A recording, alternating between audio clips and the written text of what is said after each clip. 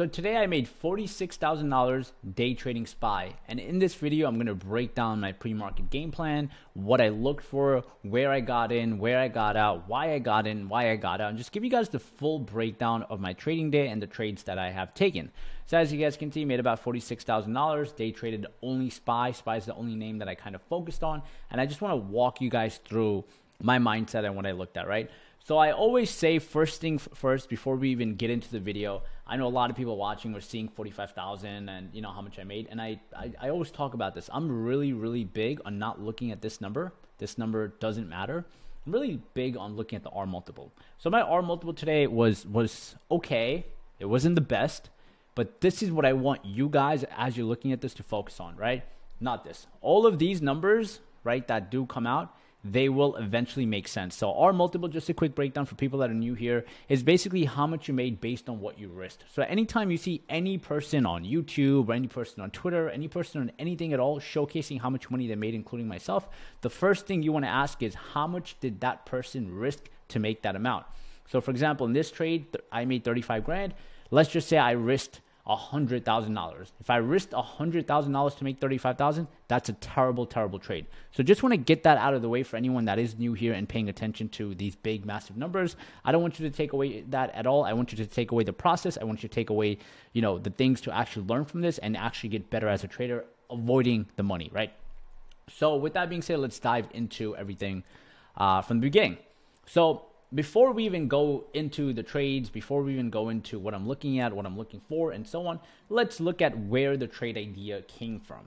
So the trade idea was basically created the day before. So a lot of times when I am taking trades, I create, you know, an idea of how I'm going to take the trade, how I'm not going to take the trade. So yesterday, which was Tuesday, December 27th, I took a bounce trade right here. This was a key level for me. Took a nice bounce trade over there. But going into today, I took a short here around the open. Now, where did this short come from? Why did I take a short there? What gave me the signal to kind of take this trade, right? So first things first, I like to look at charts from a wider perspective. What is happening on a wider perspective? I mentioned yesterday that we're in a pretty tight range, going from like 386 to about 377 range. We're in a pretty tight range. Within this range, we do have certain plays that can be made, but we have to be extremely quick with those plays, right? So looking for those plays is what I was focused on today.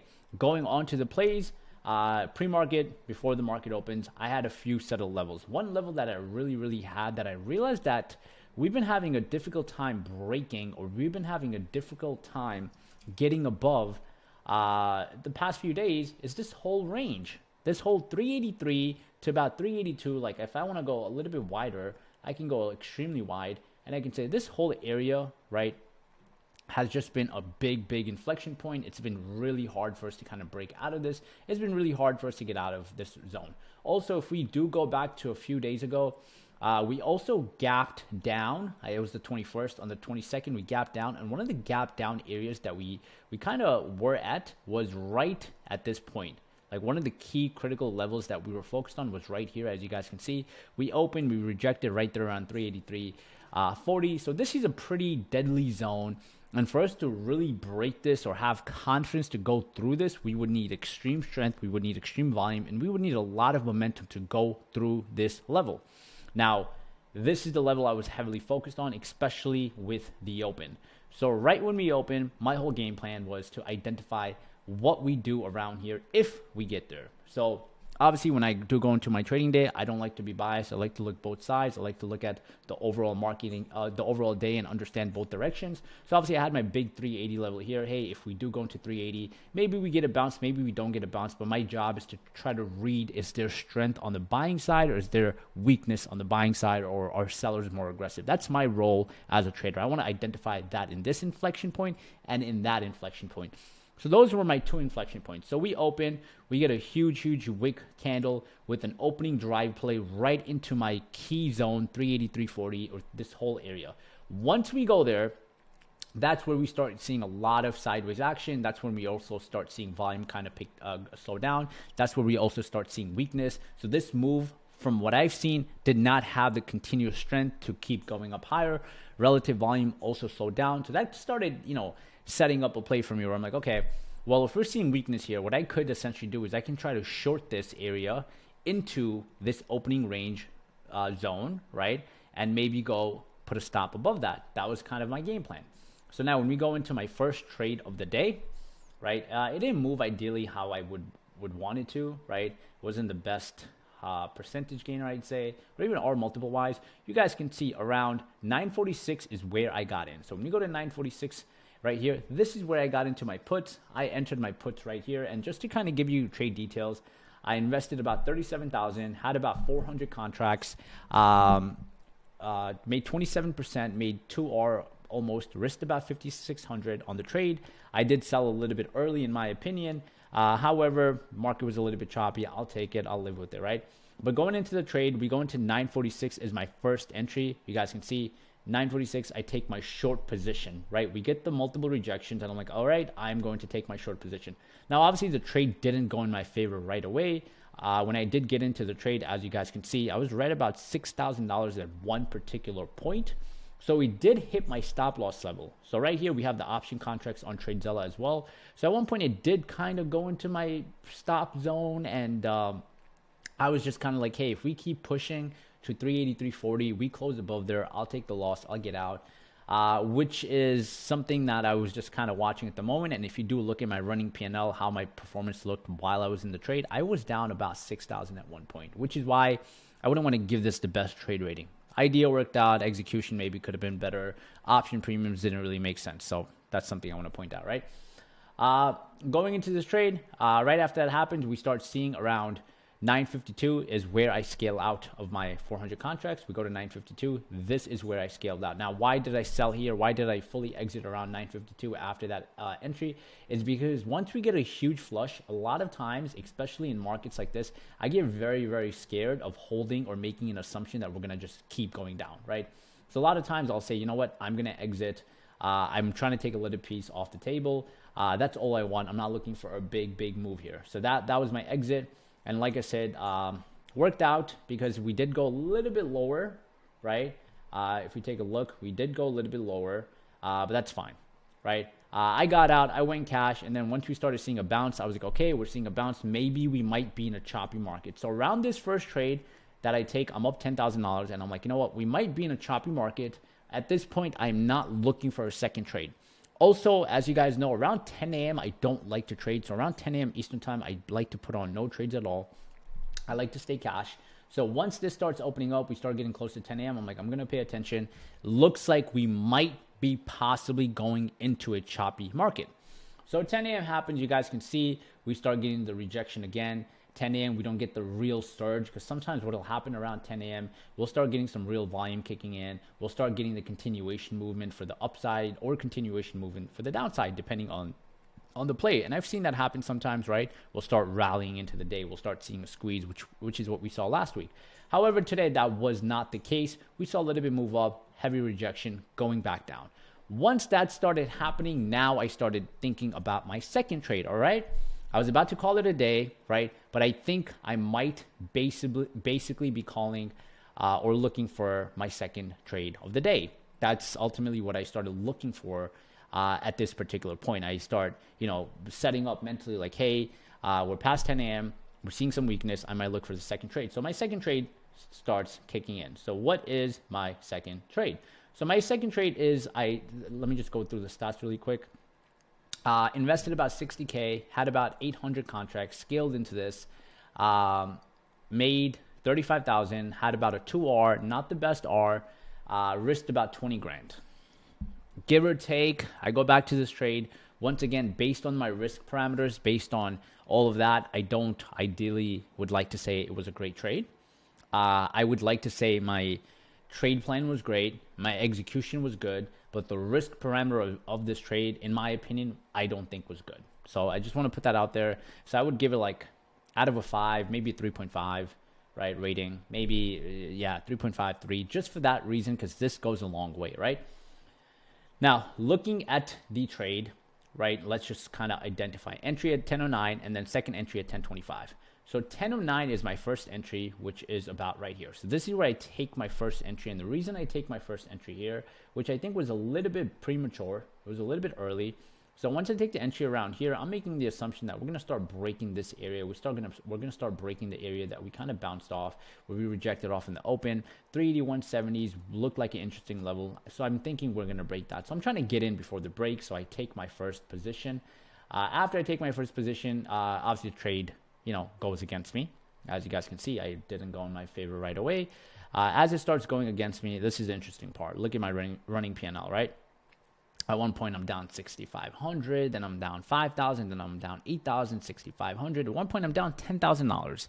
At 1022, I'm down $10,000. So this is the thing with trading, right? When you're holding certain positions, especially for options, they navigate so fast up and down that it becomes extremely difficult at times, in my opinion, to really, really kind of, hold through it, right? So that's why having that loss aspect, having your game plan, having those things aligned are very, very important.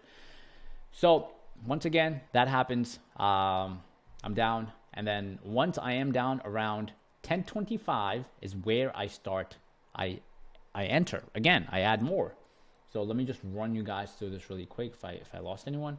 So I start adding my first position here, right? It starts going against me. We start seeing it hold. I do kind of contemplate, hey, should I take a loss? And I thought about taking a loss here. So I was about to cut the trade to 7 or 8K at one point around this zone.